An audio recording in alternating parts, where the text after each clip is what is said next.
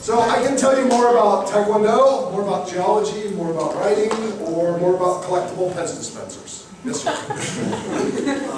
I don't know a whole lot about your other books or about you as a writer, but I was wondering, what made you decide to write for this young adult audience? Oh, great question. Thank you, sir. Why do I write YA? Well, basically, I started reading YA when I was 10. I read Cormier and Peck and Bloom and all those great, like, Danziger, all those great originators of really, I mean, the first people who were doing YA in a big way, who started in the 60s, and I never quit. I never quit reading YA. I read adult work too, mostly science fiction, fantasy, a little bit of literary fiction, a little bit of poetry, just a little bit of everything. A lot of nonfiction. I read a lot of nonfiction. But YA has always been my first love as a reader. So when I decided to try to write something and sell it, it was very natural that I would stick with YA. That's a genre I've read and loved for 30 years. And also I'm very immature, as maybe you can tell. Yes, sir? What is your writing process? Great question. The writing process, you mean on a day-to-day basis, or? Just a cycle. Before I wrote Ashfall, before I wrote this book, I wrote a young adult horror novel. It was called Heart's Blood, and it's never been published because it sucked so badly. Yeah, I wish that were a joke, but I sent it to 3 literary agents. 2 of them read it and quit the business forever. Said, no more! Can't take it. And that novel, I kind of made it up as I went along, and then I pantsed it, flew my seat in my pants. So for Ashfall, I outlined it, and in fact, after I started Ashfall, I created an outline for the whole trilogy, and I've been basically working from that outline for 5 years now. But in some ways, I'm kind of sad to leave it behind, because I turned it in. I turned in the 3rd book 2 weeks ago, and I started writing a new book last week. I gave myself a few days off. And it's sort of sad to leave Alex and Darla behind, but also kind of neat to be creating a new outline and a new story. In terms of a day-to-day basis, I get up, I try to write 500 words. If I get my 500 words, I give myself a reward. Usually that's a walk to the library. Yeah, I know, I'm a total nerd, right? And so I get to the library, and I'll sit down at the library, and I'll try to write another 500 words. And if I get my second 500 words, you know what my reward is? No. I get to eat lunch. Maybe you can tell I like my lunch. So if it gets to 1 or 2 o'clock and I don't have my 1,000 words, then I am strongly motivated to get cracking.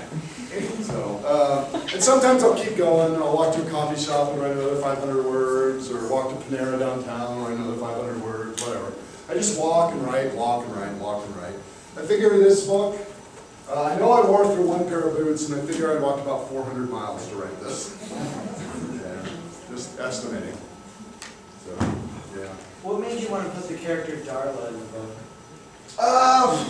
What made me want to put the character Darla in the book? I guess I saw it as kind of a coming-of-age story, and I didn't want to write solely an action adventure. You know, I wanted to have an exterior story and an interior story. And I thought I needed a foil, and I thought that emotional story, the romance, is necessary to showing you Alex maturing and growing up and becoming a man. So Darla really is the crucial ingredient for the interior story of Ashfall, which is about Alex's maturation, not the horrible violence and ash and everything on the exterior story. I'm always thinking about what's my exterior story, what's my interior story, how they interrelate. Hopefully the solution in the exterior story arises from the interior story organically. Why did you choose the location, the setting of?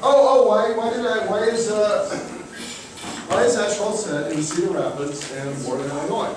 Cedar Rapids, Iowa, and Warren, Illinois. Well, have you guys ever heard that advice, write what you know? Anyone ever heard that? Yeah. So people say that all the time. So the first draft of Ashfall was set in Indianapolis, Indiana, where I live. And Alex and Darla were fleeing to Yellow Springs, Ohio, where my brother has a small farm where he raises, wait for it, goats and ducks. Yeah, I know, I'm like the least creative writer ever. I just rip off real people and put them in my books. No, my brother's Uncle Paul and his wife is named Carolyn, and he has 2 kids, Max, who built the volcano for me, and Anna, right? So, and yeah, totally ripped them off. And then I'm like, I found out it was going to be published, and I'm like, do you mind if I leave your names in here? I'll change them if you want. I didn't offer to change the characters, but I would have changed the names if they were, wanted me to, but I didn't have to. But then, unfortunately, I'm trying to figure out how to tell Aunt Carolyn that something horrible happens to her character in the 3rd book. I'm afraid I'm going to be disowned. But anyway, so the first draft was set in Indianapolis, and Alex and Darla were fleeing to Yellow Springs, Ohio. But as I was writing it, I was researching volcanoes and trying to learn more and more and more about volcanoes. And I found the old asphalt distribution maps that geologists have made, and selected the eruption of 2.1 million years ago, the big one, as my model, because if you're going to write about a supervolcano, you may as well write about the biggest supervolcano, right? Make it as dramatic as you can. And so, but those maps show that the ashfall more or less ended at the Mississippi River. I mean, we get light dusting farther east, even here in DeKalb, you get a little light dusting, but not, I'm on a deep ash, lightning storms, and collapsing buildings, and excitement. So I had to move my book west. And I figured 900 miles would be about right. If Alex, just kind of guesstimating, if Alex were 900 miles away, he'd have a reasonable chance of surviving, but it would be difficult to survive. And so I drew a circle, 900 miles in radius around Yellowstone, and it went right through Waterloo, Iowa. And so I moved the book from Indianapolis to Waterloo.